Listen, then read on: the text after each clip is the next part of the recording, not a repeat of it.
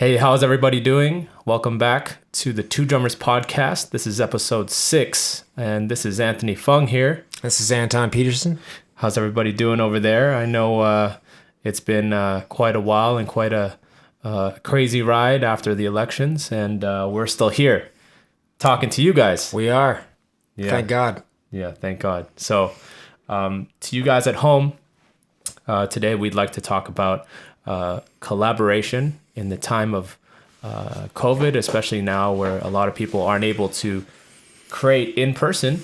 You got to stay home and be safe and not spread this thing around. So what a lot of people are doing are recording from home. That's basically, from our last podcast, we talked about our little experience with our film documentary that we did socially distantly from Toronto to LA to Vancouver. So we were all over the place.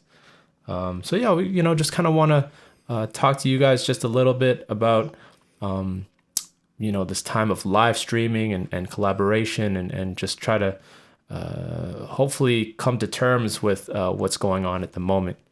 So Anton, why don't you... So I have a question for you. Yeah, sure. Since my question is, you do a lot of Instagram posts with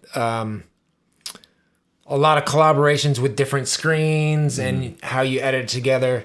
I don't do a lot of that stuff, so I'm going to ask you, what's your process on, like, say if you have a buddy that contacts you and say, hey, I want to do this jam, and he lives in New York, you live in LA, and what's the process? And the two other players live, somewhere else.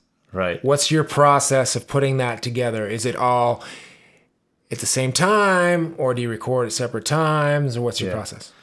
This has actually been a really fun time for me, just kind of digging in a little bit deeper into recording and mixing and mastering and also preparing these like 1-minute things together with these people, like you said, from all around the world, but also getting into video editing as well too. So I guess if we start back from the beginning in March, besides the film documentary thing, I decided, you know what, I'm in Canada right now, quarantining. I kind of want to do something that's creative. So I wrote a song that was just supposed to be a 2-minute thing just for Instagram. It wasn't supposed to be anything crazy. And I wanted to be ambitious with it. So I had a jazz quintet. So it was like piano, bass, drums, soprano saxophone, tenor saxophone, and then a string quartet. Mm-hmm. So I wrote all this music and then I sent it off to everybody. So with that process, I basically just sent them. So did you make charts for everybody? Yeah, I had a chart. So everybody was reading the music. But then what I gave them was just kind of a backing MIDI track, like a demo. Okay. With a metronome. And I basically just said, just follow the metronome, play the part, and take a video of yourself.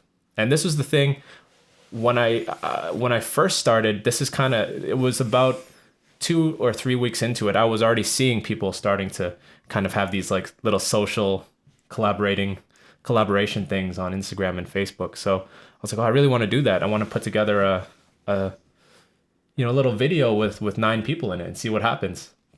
Sounds like fun. It was a lot of fun, yeah. So then once I got back all the tracks, which basically took about a month, I started putting it together, and it was such a learning curve because it's on Final Cut. I was like, how do you put 9 people? So for those that don't know what Final Cut is, it's a video program. Exactly. Apple, right? Apple, yeah. Yeah, it's Apple's kind of video editing software. I use Premiere. Yeah. Yeah, basically either or, I guess everybody in the industry just uses either or.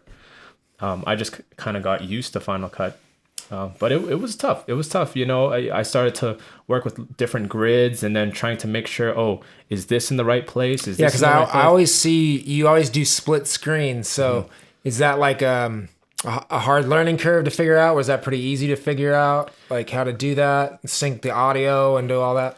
Okay, the syncing the audio thing was a big learning curve. Now I feel like now I know how to do it because, we could talk about that later, but now you create a multicam compound clip where it basically reads the information from the audio and the video and it syncs it together. But before that, what I was doing was I was just lining up the audio from each video track and then at least trying to make sure that the sound is translating into what these people are playing. Like, So the did you actions. have like for us, like for our podcast, we use like a sync point. Did you Right. have like a clapper sync No. point? No, No. you just like No, I just damn. Yeah, I wasn't even thinking about it. I wasn't Yeah. even thinking about it. So So a little bit of a learning curve for video production. It's good to have a sync point. yeah, it's good to have a sync point. Well, I didn't know that. But now, especially with at that point, so once I got all the tracks, right? It's yeah, it was 8 tracks, and then I had to record myself. I was, I kind of waited to the last minute to do my thing because I wanted to make sure everybody else was covered already. And then that was another learning curve, recording myself, and that was at a time where I didn't even have the proper equipment. I went back to Canada in such a rush where I didn't have microphones. I didn't have microphone stands.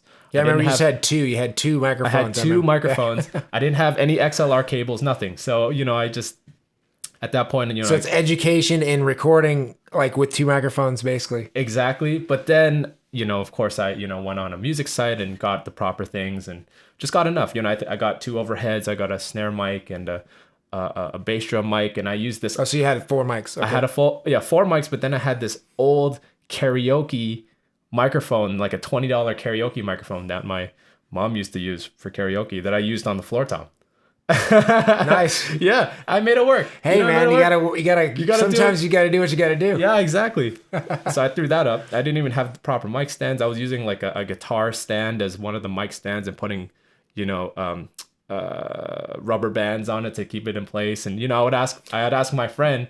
Did you have to do any like muting or like sound kind of like to make sure the ringing of the drums and stuff? I mean, Or was it more mic placement? It was more mic placement, and of course, it's we're recording in this time where not everybody has access to a full blown studio. So Yeah. it was just in my mom's basement, right? So it is what it is, and that's what we had to do, and the final product was so great that I was like, I have to release this as a single. So for those of you that want to check out the single, this is it's called Resilience. I released it in it was June. really good. Yeah, and you can watch the video on YouTube as well too. Just so now that I told you that process, hopefully you can get a better understanding. Like, oh wow, like it kind of came together, and it's cool. Now, because You're doing a lot of these. Like I see Yeah. you, they're weekly. So yeah, I'm doing them weekly pretty much. yeah. So what's the process now? So how's the learning curve improved? Because they're coming out faster, Yeah. right? And they're coming out really good. So what's the formula? I'm basically just because I have a studio, my drums are always set up, my mics are always set up. All I have to do is just bring my laptop, press record. I have everything set the way that I want to. All the levels are all set. But now what I'm also doing is I'm inviting friends over to my studio, and I'm treating it as a way to kind of teach myself how to record. Like, how do I record this? Like, what is the right microphone for this upright bass? And then what I'm doing now is I have 3 GoPros with my iPhone camera. So I have 4 video cameras too. So like what we're doing right now, I basically set up all these mics and then I sync them together and do that in Final Cut. Right. But then I have to And that mix does the audio. that does it automatically, right? There's no like trick thing that you got to know, or No. it just there's like a button you hit it and it syncs everything, right? Yeah, you basically, in Final Cut, it's really cool. So obviously you get, you have like my friend would have a bass video, and then there's a drum video, and then there's a guitar video, and then you have the audio track. So it starts from the mixing the audio first. So you have the audio, you mix it, you get it to a point where you sound good, you bounce out the audio, and then now you put that audio track in Final Cut, and then you create a compound clip with the audio and the 3 or 4 video cameras, and it'll all just sync together. And then what you do is you basically just cut it in certain places that you see, oh, there's a musical thing that's happening. Now I'm going to change the frame. And then, oh, here's another cool thing. I'm going to change the frame back to this. Yeah. Awesome. Yeah. So it's been really fun, and I'm digging the process and trying to keep myself busy. Yeah. But I mean, ultimately, it's half the battle right now. it's half the right? battle. I think people are obviously maybe perhaps tired, or the market is oversaturated with these kind of collaboration videos. But honestly, I don't care, because to me, Yeah, I mean it's Yeah. fun, right? it's fun. It's not.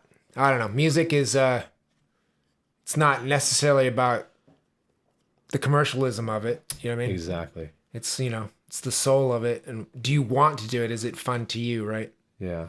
I mean, to me, I don't do metal because I want to make a ton of money doing metal. Yeah, right. I play metal because it's enjoyable. Yeah. It's not that I don't enjoy more commercial styles of music or Right. any other kind of music, but Right. Yeah. Well, the other thing is now, especially with the live streaming, right? Yeah. And I've already played. yeah. So tell me about like what's the process of, because you just played Sam first, right? And they Right. have a setup for live streaming. So what's the process that happens when you go to this location, and is it an easy process? Is there a sound engineer there? Right. Well, Like, what's the deal? I've already done 3 live streams, 1 at the world stage and 2 at Sam First. But luckily, I don't have to deal with any of that. I'm the musician, so I get to just bring my cymbals and then sit down at the drum set and just play. But there is a sound engineer. There are cameras set up and, mixing board. Everything's all set up in a way that's connected to Facebook. And that's a whole different thing because I'm not quite aware. So they're doing Facebook Live or Instagram Live or YouTube.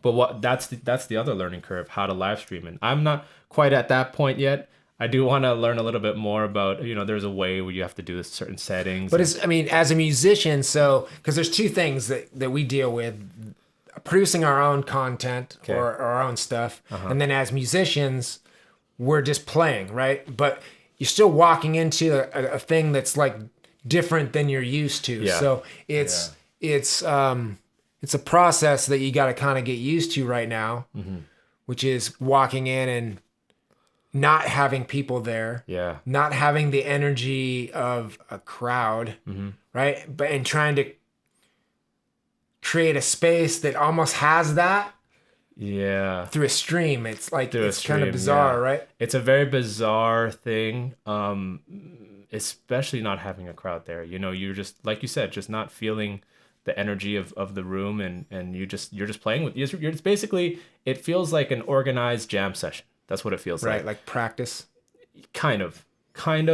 I mean, I feel like now people are itching to play music so badly that when they do get to that point of a live stream, they are taking it seriously. They are giving it their 100%, and that's what I love about it. I mean, the past 3 things that I did, people were just into it. So like, they're just like, they wanted to play so badly. Money? Are you guys making money? No, not really. Not at the moment. Well, so how do you see, like, because until this whole process resolves itself, right? And we get back to live shows, what do you think is going to happen? You think it's sustainable to that point to where when we get back to normal, things will be cool? Or like I used to work at the Blue Whale. Yeah. You know what I mean? The future of that place is uncertain, right? So it's like it seems to be the pervasive attitude at the moment that a lot of these venues are going to be gone. Yeah. Right. Well, we'll see. Without getting too depressing or heady about it, that's the default, and I totally feel it. And there's this almost as if like there's just like a shield on Instagram. It's like you're not able to really see what's going on outside. It's just a big bubble of people, content creators, right? But on the real life, real world thing about concerts, I'm very concerned. I'm worried, and I think people listening at home, if you're not worried, hopefully there's something wrong with you, because I'm hoping to God that something is going to change, and that at least we're going to get back to some sort of normal, or at least back to what it was before. But with the live streaming thing, I do think that will still continue to be a thing. Yeah, you think so you think it's like I would be hard pressed to say that you can ever get rid of live music. You can't get rid of live music. It's just, you know what I mean? That's not, I don't think it's real. Fortunately, I don't think it's a realistic even idea to fathom. It's eventually going to come back in spades. You know what I mean? So do you think at this point it's just going to be a shift of like of a new opportunity that's growing now, and then it's going to continue to grow from this point? Yeah, unless if let's just say, like, hypothetically, let's just say live streaming is still a thing and will continue to be the only form of concerts within the next year. I'm hoping that, Facebook or these big corporations do something about it, where it's like, okay, like, maybe if you get this amount of tips, we'll match it, just so that it shows some sort of support for the artists and freelancers and musicians or artists alike everywhere. But yeah, I'm just hoping that, yeah, we'll see. I'm not 100% sure. Well, I mean, what I've been doing is, I've been hanging out with, a couple of these cats. So there's my good buddy, Bill Todd, just moved from New York. He's a saxophone player, lives in Santa Monica, and he kind of started his own outdoor gig kind of thing in a pizza joint that didn't even offer live music before the pandemic. And now it's gone to the point where, I mean, we were just starting, we were just, making pennies, you know what I mean? Playing outside, right? You're playing outside. It's essentially busking. But Is in Santa Monica? in Santa Monica. But it's gone to the point where now there's a crowd and people are like, wow, like, this is so cool. And I'm starting to see these like little pockets of communities that are coming out to be like, we miss live music. We want to see live music. This is Well, I mean, that's human nature, right? Exactly. It's gonna morph into something else. right. It has to. Yeah, and I know that in Lemert Park, there's something happening right now called The Alley, where they're basically just playing between two buildings, two establishments. And Lemert Park is notoriously has been the culture capital of Los Angeles for years and years, even before I moved here. And to see the communities come out and watch the music, and the energy is so high, it's like that's what I'm talking about. I think there's going to be a lot of those little things that begin to happen. Yeah, hopefully. Yeah, and Hopefully that keeps growing, and this just resolves itself. I hope that Blue Whale does something like that too. Like a weekly jam session for the community. And of course, right now is the worst time to do it because of the corona, and everybody's concerned about going out and getting sick or whatnot. But I'm hoping that once things start to stabilize a little bit more, it'll be a little bit less worrisome to go outside, right? Yeah. So hope and pray, right? Hope and pray. All right, brother. Yeah, well, let's conclude this one, and we'll see you guys next time. We want to thank you guys for tuning in to the Two Drummers podcast. This is Anton Peterson. This is Anthony Fung. Peace. Make sure you like and subscribe to Two Drummers podcast. Do it. Take care. Peace.